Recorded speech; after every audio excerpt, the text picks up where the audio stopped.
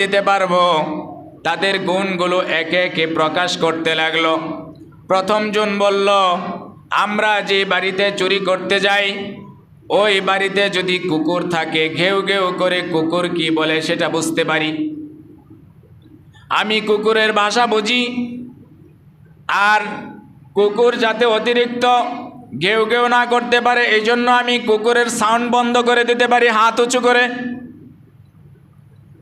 দ্বিতীয় জন বলে, আমার একটা গুণ আছে, যেই বাড়িতে চুরি করতে যাই শিন খুঁড়তে হয় না, কাটতে হয় না, ডেকি দিয়ে দরজা ভেঙে ফেলতে হয় না, আমি দরজায় হাত লাগাইলে দরজা খুলে যায়। এই হচ্ছে আমার গুণ। তৃতীয় জন বলে, আমার গুণ হচ্ছে ওই ঘরের কোথায় কি আছে এটা আমি অন্ধকারের মধ্যে না দেখে বলে দিতে পারি। 4 নম্বর জন বলে, আমার একটা গুণ আছে, আমার গুণ হলো আমি রাতের বেলা অন্ধকারে যাকে দেখি দিনের বেলা কিন্তু আমি তাকে চিনতে পারি। আগের 3 জনের গুণ হয়তো বা কাজে লাগলো, কুকুর ঘেউ ঘেউ করলো না, সহজ হইল চুরি করা। দ্বিতীয় জনের এটা দরজা ডেকে মারতে হইল না, সহজ হইল চুরি করা। তৃতীয় জন কোথায় কি আছে বলে দেওয়ার কারণে নিয়ে আসা সহজ হলো। কিন্তু 4 নাম্বার গুণের দ্বারা কি ফায়দা? তুমি যে রাতের বেলা দেখলে দিনে চিনতে পারো, এর দ্বারা ফায়দা কি? বলে, হ্যাঁ একটা ফায়দা আছে। আমরা তো এলাকাতেই বাস করি, রাতের বেলা চুরি করার কারণে কোনো কারণে যদি মালিক আমাদেরকে চিনে ফেলে, সেক্ষেত্রে আমরা দিনের বেলা চলাফেরা করি খুব সাবধানে, এই মালিকের থেকে এড়িয়ে চলি, দূর দিয়ে চলি, যাতে করে আমাদেরকে চিনতে না পারে। 4 জনের গুণ বর্ণনা করার পরে বাদশাহ নিজের গুণ বয়ান করে বলে, তোমাদের যে 4 গুণ আছে, 4 গুণের পরেও কিন্তু ধরা পড়ার সম্ভাবনা আছে কি নাই? কি বলেন, ধরা পড়ার সম্ভাবনা আছে কি নাই? আছে। বাদশাহ বলে, তোমাদের 4 গুণ আর আমার একটা গুণ হলো, যদি তোমরা কোথাও কোনো কারণে ধরা পড়ে যাও, তাহলে আমার মুখের মধ্যে যে দাড়ি দেখতেছ, নবীজির সুন্নাহ দেখতেছ, আমি তোমাদেরকে এই দাড়ি নাড়া দিয়ে 4 জনকে বেখুসুর খালাস করে দিতে পারবো। সুবহানাল্লাহ। বলে, তাই নাকি? বলে, হ্যাঁ। তাইলে আজকে আপনি আমাদের লিডার হবেন। আমাদের 4 নাম্বার যে নেতৃত্ব দিত, ওনার নেতৃত্ব এখন মাইনাস করে আপনাকে এখানে বসানো হলো, আপনি আমাদের নেতৃত্ব দিবেন। ঠিক আছে, তাহলে আজকে চুরি কার বাড়িতে? বলে, বাদশার বাড়িতে। ঘটনা পেশ লেগে গেছে। ঠিক আছে, রাহবর আগে যায়, ঠিক কিনা? রাহবর কে? পথ দেখানেওয়ালা, যিনি পথ দেখায়। তো পথ দেখায় যে কুকুরের ভাষা বুঝে, কুকুরের জবান বন্ধ করে দিতে পারে, সেই ব্যক্তি আগে, আর আমির থাকে হলো পিছনে। তো আগে যাওয়ার পরে যখন বাদশার বাড়ির কাছে গেছে, কুকুর তো প্রথম আওয়াজে বলে দিয়েছে, বাদশাহ তোমাদের সাথে, বাদশাহ তোমাদের সাথে। আল্লাহু আকবার। ওই তো চিন্তায় পড়ে গেছে, আরে বাদশাহ আমাদের সাথে কোত্থেকে আসবে? ওরা 4 জনে বলা বলি করা শেষ। এরপরে একজন বলে যে, না, এটা মনে হয় কুকুরকে শিখিয়ে দেওয়া হয়েছে। মূলত বাদশাহ এখানে থাকার কথা না, কারণ আমরা 5 জনই তো চোর, বাদশাহ আসবে কোত্থেকে? এটা মনে হয় কুকুরকে শিখানো হয়েছে। এরপরে কুকুরের জবান বন্ধ করে দেওয়া হলো। যথা নিয়মে প্রত্যেকের কারিশমা দেখানো শুরু হলো। হাত দেওয়ার পরে দরজা খুলে গেল, যেখানে যা ছিল তা নিয়ে নেওয়া হলো। এরপরে বন্টন করতে যখন গেল, বন্টনের মধ্যে বাঘ হবে 5টা, কিন্তু আজকে বাঘ হবে 6টা। বাদশাহ বলে, কেন? বলে, এটা আমাদের নিয়ম। যিনি নেতৃত্ব দেয় ওনার 2টা অংশ, একটা হচ্ছে মাতব্বরের অংশ, আরেকটা হচ্ছে চুরির অংশ। ঠিক আছে, তাহলে এবার বাগবটরা শেষ, যার যার গন্তব্যে চলে যাবে। বাদশা বলে ঠিক আছে সবাই চলে যাবে, তবে ঠিকানাকে একটু বলা যায় না। বলে কেন? যদি কোনো জায়গায় চুরির জন্য এরকম কোনো প্রস্তুতি হয় তাহলে কিভাবে জানাবো, কোথায় পাবো তোমাদেরকে? তার ঠিকানাটা একটু বলে দিলে ভালো হয়। প্রত্যেকেই চারজনের ঠিকানা দিয়ে যার যার জায়গায় চলে গেছে। কেউ জঙ্গলে ঘুমায়, কেউ চকির নিচে ঘুমায়, কেউ কোনো ছোট্ট কুটিরে ঘুমায়, এরকম করে চলে গেছে ঠিকানা দিয়ে। এখন তো ফজরের পরে সকাল হয়ে গেছে, তারপরে সবাই জানতে পেরেছে বাদশার বাড়িতে আজকে চুরি হয়েছে। কোথায় চুরি? বাদশার বাড়িতে। আন্দোলন, মহা আন্দোলন। এটা মেনে নেওয়া যায় না, কারণ ইনসাফগার বাদশাহ, এই বাদশাহ তো এমন যে আমাদের প্রজাদের উপরে বিন্দু পরিমাণ জুলুম করে না, আমাদের প্রজাদেরকে কখনোই সে নির্যাতন করে না। গুলি করা তো দূরের কথা, নির্যাতন করে না। তার কোনো বিষয়ের কষ্ট হলেও সে আমাদেরকে কষ্ট দেয় না, এমন বাদশাহ। এই বাদশার বাড়ির চুরি কি মেনে নেওয়া যায়? যায় না। মিছিলের পর মিছিল আসতেছে, বাদশার বাড়ি চুরি মেনে নেওয়া যায় না। মন্ত্রী পরিষদ, আনসার, বিডিআর, বিজিবি, সেনা, নৌ যা ছিল সব হাজির। প্রধান বিচারপতি পর্যন্ত হাজির। হাজির হওয়ার পরে এটা তল্লাশি চালানো হবে। বাদশাহ বলে শান্ত হন সবাই, যে পুলিশ বাহিনীতে আছে, পুলিশ বাহিনীর প্রধানকে বলা হলো আমাকে 8 জন পুলিশ দেন। কয়জন? 8 জন। 2 জন 2 জন করে ঠিকানা দিয়ে দেওয়া হলো। এই যে ঠিকানা, এই ঠিকানায় একজনকে পাওয়া যাবে, আরেকজনকে পাওয়া যাবে, আরেকজনকে পাওয়া যাবে, আরেকজনকে পাওয়া যাবে।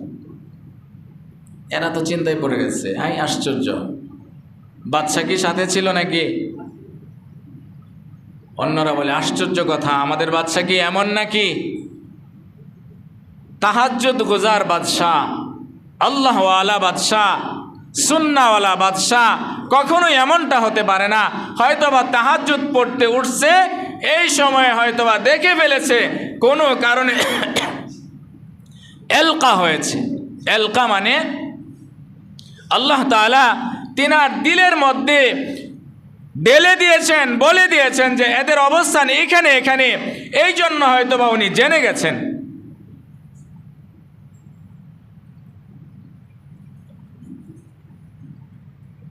অতএব বদজন এরকম ধারণা বাদশার উপরে করা যাবে না। যথা নিয়মে চলে যাওয়া হলো, 4 জন চোরকে যথাস্থান থেকে ঠিকানা অনুযায়ী ধরে আনা হলো।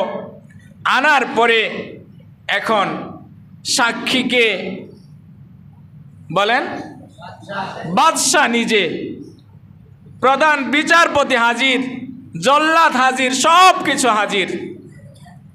এখানে সময় দেওয়ার প্রয়োজন আছে নাকি? ফাঁসির জন্য সময়ের প্রয়োজন আছে? নাই। মাননীয় আদালত রায় দিয়ে দিচ্ছে ফাঁসি। এখন তাদের ফাঁসি কার্যকর হবে। 3 জন কান্নায় ভেঙে পড়েছে।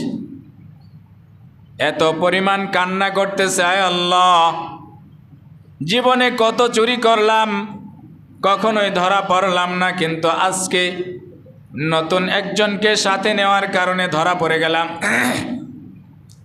আল্লাহ, জীবনে আর চুরি করব না, আজকে আমাদেরকে এই ফাঁসির থেকে বাঁচায়া দেন। 3 জন খুব কান্না করতেছে, কান্না করতেছে, সুপারিশ অনয় বিনয় করতেছে। আরেকজন কিছুই বলে না, খুব শান্ত, কিচ্ছু বলে না। বাদশা জিজ্ঞেস করে, কি ব্যাপার? এরা কেঁদে হয়রান পেরেশান, কিন্তু তোমার মধ্যে এই জাতীয় কোনো বিষয় পরিলক্ষিত হচ্ছে না, এর কারণ কি?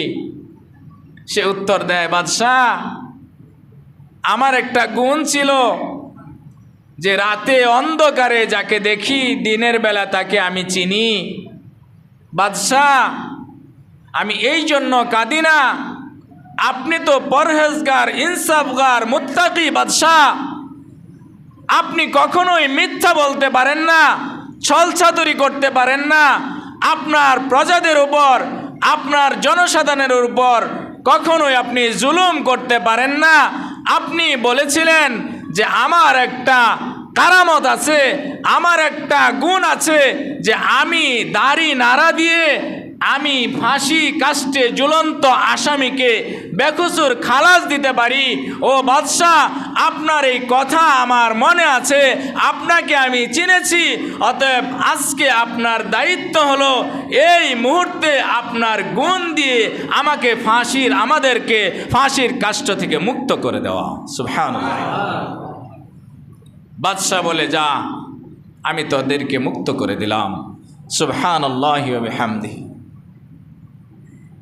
এরপরে 4 চোর বাদশার পায়ে সে পড়ে যায়। বাদশাহ, জীবনে ভুল করেছি, কত ভুল করেছি এটা জানা নাই, কত অন্যায় অপরাধ করেছি জানা নাই। আজকে আপনার কাছে ক্ষমা চাইলাম। আপনার সামান্য মুলকিয়াতের মধ্যে আমরা ধরা খেয়ে জীবন নাশের উপক্রম হলো, কিন্তু আপনার একটা গুণ দিয়ে আপনি আমাদেরকে খালাস করে দিলেন, মৃত্যু থেকে বাঁচিয়ে দিলেন। বাদশাহ, এই যে আপনার পায়ে পড়লাম আর অন্তর থেকে তওবা করলাম, হায়াতের জিন্দেগিতে আর কোনোদিন চুরি করব না। আর আসতে বললেন। মোহতারাম হাজিরিন, আল্লাহ রাব্বুল আলামিন আমাকে আপনাকে সৃষ্টি করেছেন এই মুলকিয়াতের মধ্যে, আল্লাহ তাআলার রাজত্বের মধ্যে কারো কোনো অংশীদারিত্ব নাই, কোনোদিন ছিলও না, বর্তমানেও নাই, ভবিষ্যতেও থাকবে না। তাবারাকাল্লাযী বিয়াদিহিল মুলক ওয়া হুয়া আলা কুল্লি শাইইন কাদির। কুল্লি মানে সমস্ত, কাদির মানে কুওয়াত আর শক্তি, সব কিছু কার? আল্লাহর। আমার উপরে, আপনার উপরে, সমস্ত সৃষ্টির উপরে। অতএব আল্লাহ তাআলা মৌত, হায়াত সব সৃষ্টি করেছেন, কিন্তু এই মৌতের আগে, মাউতকে আগে আনা হলো কেন? আল্লাযী খলাকাল মাউতা, জন্ম না আগে, তাই না? কি বলেন? জন্ম আগে না? জন্ম আগে, মৃত্যু হইল পরে, কিন্তু আগে নিয়ে আসা হয়েছে। আল্লাযী, আল্লাহ তাআলা সৃষ্টি করেছেন। খলাকা মানে সৃষ্টি, খলাকাল মাউতা মৃত্যুকে, ওয়াল হায়াতা হায়াতকে পরে এনেছেন।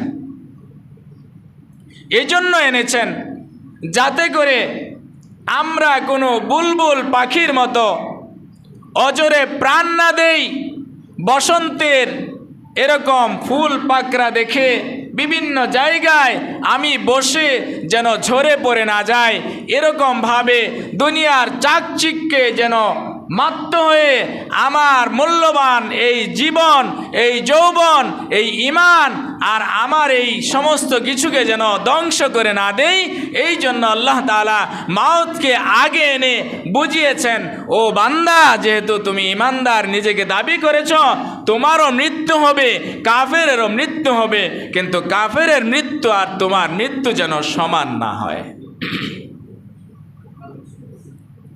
মোহতারাম হাজিরিন, আমাদের মসজিদের নিয়মিত কালেকশন চলে।